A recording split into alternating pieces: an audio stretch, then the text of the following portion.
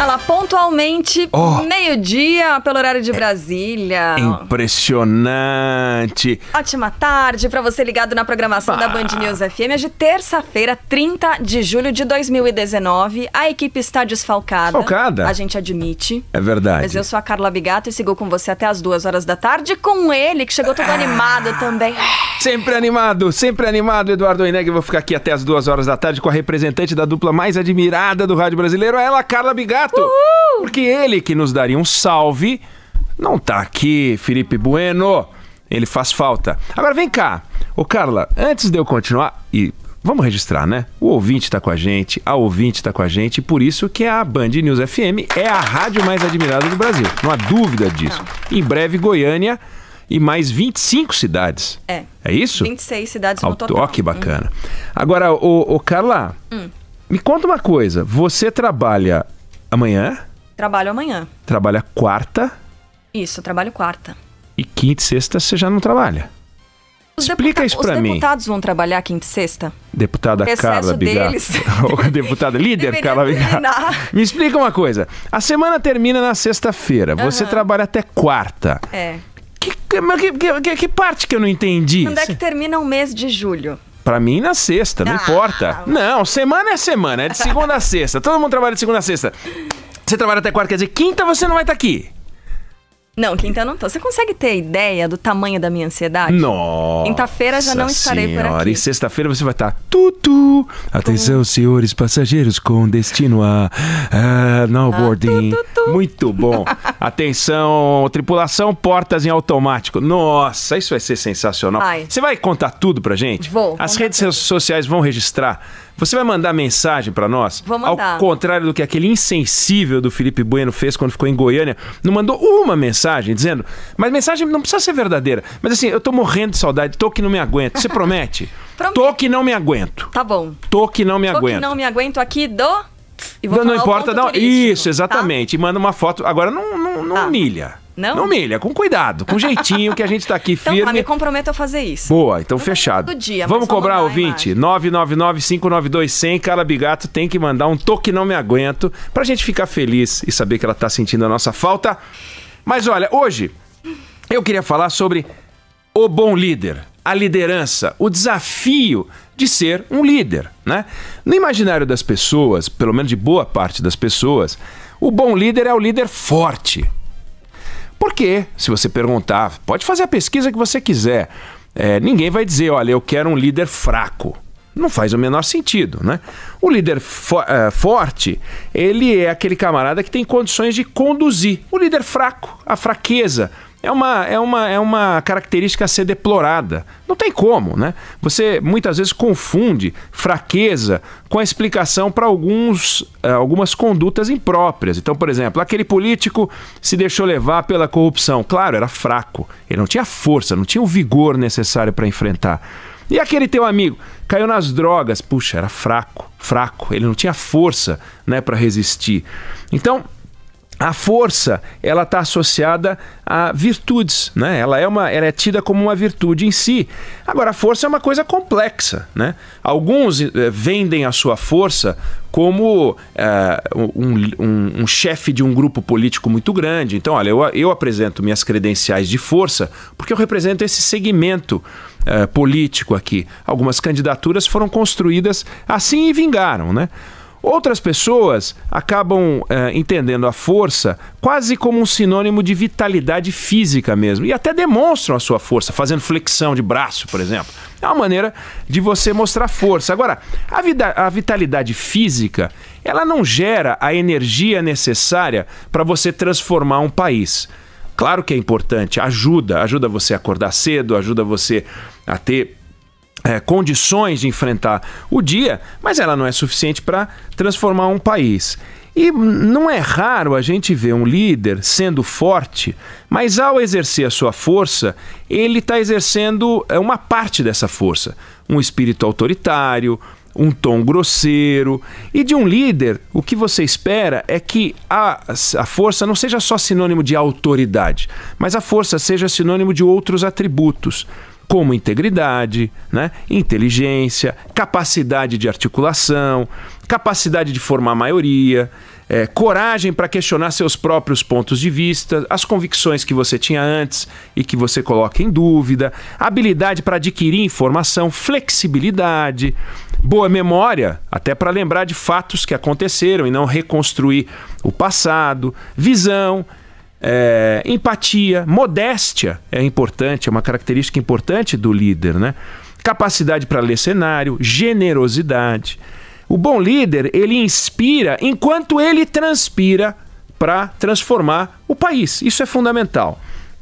Países não precisam de super-homens, a gente já teve, não funcionou. Não precisam de super-mulheres, a gente já teve, não funcionou. O presidencialismo, ele coloca nas mãos de uma pessoa o desafio de dialogar com o país inteiro, né? Para conduzir o país para o sucesso de todos, não só de uma parte, não só daqueles que pensam como o líder pensa. Então, o presidente de um país, ele não é o dono da palavra final, ele não é aquele que tem as respostas certas, mas ele é aquele que propõe as perguntas certas, né? Como a gente vai fazer isso? De que forma a gente vai construir esse amanhã? E como é que o presidente expressa, né, a sua liderança? Com gestos e com palavras. As palavras são as embalagens das ideias. Você embala uma ideia com palavras. Então as palavras têm um peso muito grande. Não dá para a gente minimizar o emprego das palavras dizendo que elas foram, foi um deslize, foi um lapso. Não, não. É a embalagem, né? A embalagem de estudo é fundamental. A forma é tão importante quanto o conteúdo. E as palavras de um líder precisa conter delicadeza, precisa conter generosidade, precisa olhar para o outro, né? A boa palavra é uma palavra que muda o mundo, né? Não é à toa que o mundo viveu grandes saltos através de grandes ideias, grandes frases, grandes construções e não a guerra, né? A guerra às vezes é inevitável. Mas quando a guerra é inevitável, ela acaba graças a um movimento de alguém que tem uma palavra para tentar liderar o processo de paz.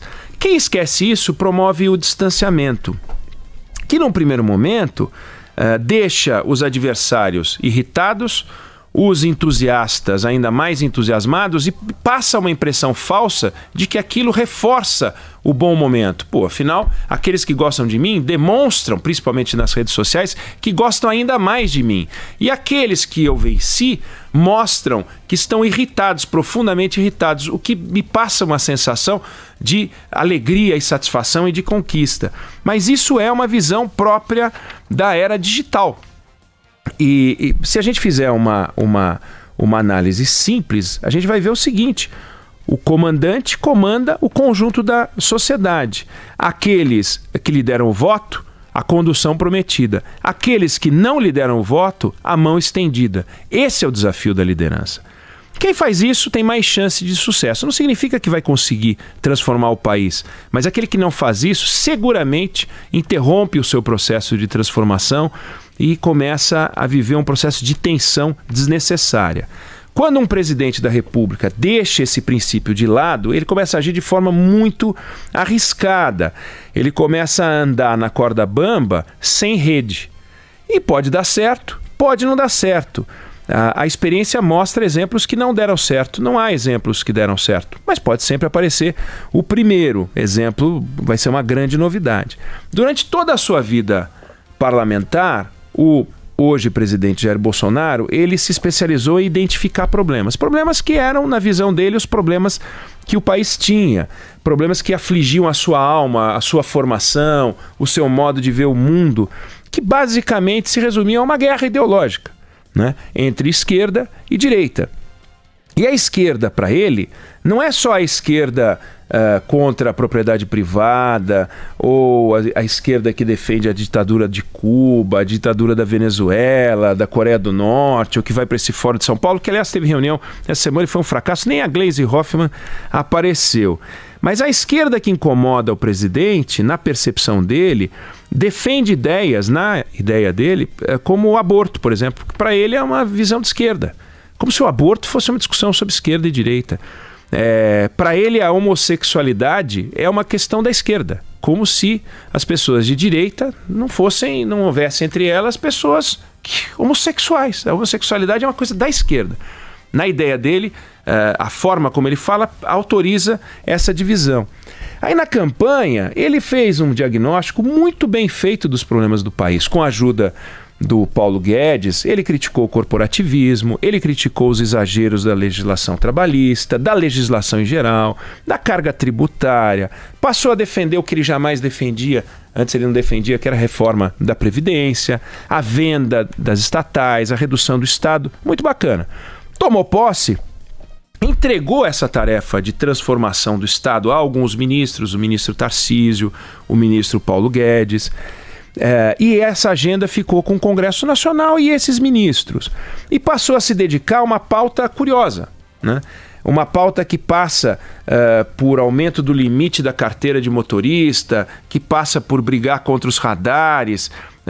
E ele começou a dar declarações numa velocidade cada vez maior, uma frequência um pouco menor, depois começou a aumentar, até que nos últimos 10, 15 dias, ele falou sobre uma quantidade industrial de coisas. Ele falou sobre a fome, dizendo que ela não era tão grave quanto não sei o quê, porque ela é grave. Talvez não seja tão grave quanto já foi um dia, graças a Deus, segundo ele, graças às transformações do país, não importa. O fato é o seguinte, o Brasil era um país que tinha fome, hoje é um país obeso, mas tem fome ainda, tem gente passando fome. Ele falou, e como eu disse ontem, às vezes eu tenho a impressão de que quando ele fala, ele se anima com as palavras, depois cai a ficha e ele conserta. Então, no caso da fome, ele primeiro deu uma declaração dizendo que não tinha, depois ele disse que tinha, mas não era tão grave, mas falou sobre a fome.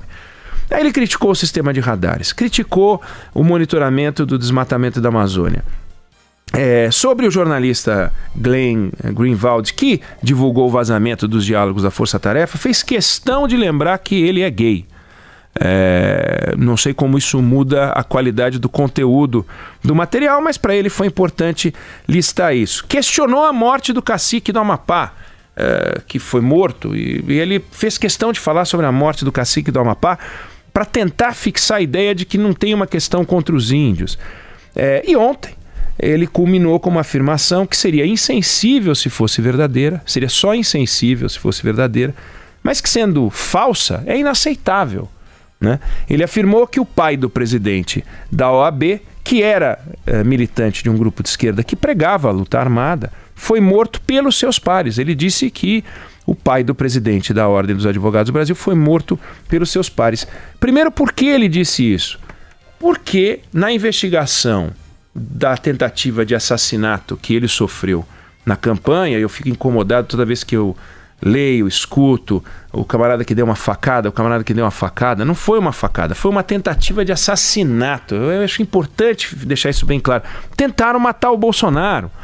E não é que o Adélio Bispo não matou o Bolsonaro não morreu, é diferente. O Adélio Bispo furou, fez o estrago que ele podia fazer, agiu da forma agressiva que ele podia.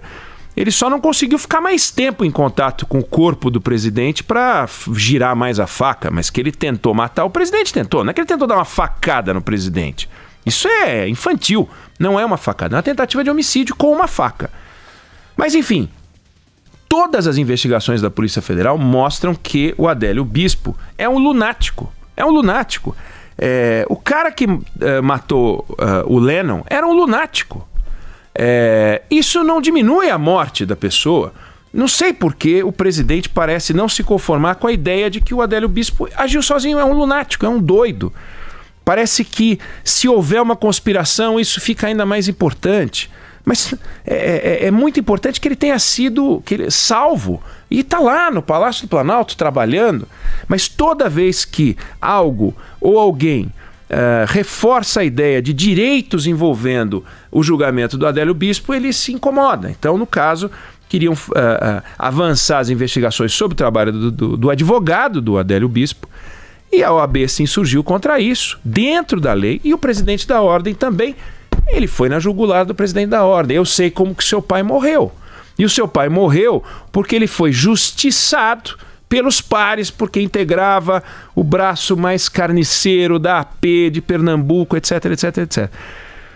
como eu falei, se fosse verdade, já seria insensível, porque o presidente da ordem não tem nada a ver com isso. Nada. Ele não se insurgiu contra o que queriam fazer com o escritório do advogado do Adélio Bispo, porque o pai dele foi assassinado durante o regime militar. Não é essa a questão.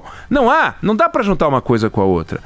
Mas, posto que é falsa essa informação, a coisa fica mais grave. Acabou de sair o relatório provando que o pai dele estava sob a guarda do Estado brasileiro. E sob a guarda do Estado brasileiro ele foi assassinado. Mas o responsável por essa morte já disse que foi ele que matou. E colocou o sujeito num alto forno, etc. Então, não há discussão sobre como essa pessoa morreu. E o presidente Bolsonaro diz... Ele não deveria, presidente da OAB, ouvir só um lado, deveria ouvir o outro também, coisa que o presidente Bolsonaro não faz, ainda mais nesse caso. E ele diz, foi informação que eu tive à época, mas de onde veio essa informação? Informação furada. Enganaram o presidente Bolsonaro, na época um militar de baixa patente, mas enganaram. Então ele não se conforma com isso e agride, né? E agrediu o presidente da ordem. Cadê a generosidade, né? Por algum tempo, esse modelo pode funcionar. Pode funcionar porque atiça os haters, como eu falei, estimula os seguidores, mas tem uma figura central nessa história toda que está olhando para isso um pouco aparvalhado, sabe? Um pouco assustado, um pouco tenso. Chama-se o brasileiro, né? Nas palavras do presidente, o brasileiro de bem. Brasileiro de bem. Não é o cara que assalta banco, não é o cara que rouba. Brasileiro de bem. Brasileiro de bem, ele está vivendo não com 3,7% de desemprego americano, do país que o presidente tanto admira e que todos nós admiramos. Ele está vivendo com 12,5% de desemprego. A cada 6 pessoas tem uma que não tem trabalho, 7 pessoas tem uma que não tem trabalho. Num prédio de 10 apartamentos, tem lá 4 que não tem trabalho, 5... É uma coisa inacreditável o que está acontecendo. O país está andando de lado. Vai crescer 0,8% esse ano, com uma taxa de crescimento populacional de 0,7%. Então nós vamos crescer 0,1% de renda este ano. Mas no acumulado, a gente não retomou a renda de 2011. Nós estamos empobrecendo há 8 anos. Não é culpa do presidente Jair Bolsonaro, mas é responsabilidade dele trabalhar para isso. Todo o esforço dele tem que ser voltado para isso. Então esse brasileiro que acorda cedo, não comete crime, paga imposto, se vira para dar um padrão de vida para a família, quer consertar a televisão que quebrou e não tem dinheiro, o cartão ele estourou, 60 milhões de pessoas devendo dinheiro, é uma barbaridade. Esse camarada ele olha para isso e fala, mas será que temos um problema aqui? São esses os problemas do país? Cadê a discussão dos verdadeiros problemas do país? Essas pessoas elas não saem às ruas, elas não entram na rede social, mas elas têm opinião. Elas saíram em 2013, uma parte delas saiu em 2013, depois não saiu mais. Elas são generosas, elas são ordeiras, mas o limite delas chega. Será que dá para ficar nessa toada? Dá tempo de mudar. Foram só 7 meses de governo, restam ainda 3 anos e algo. É tempo de sobra para demonstrar grandeza e fixar o nome da história, para que pessoas que votaram nele tenham orgulho e os adversários olhem para ele com respeito. Mas que atitudes como a de ontem, passou de todos os limites razoáveis, isso não tem a menor dúvida de que passou.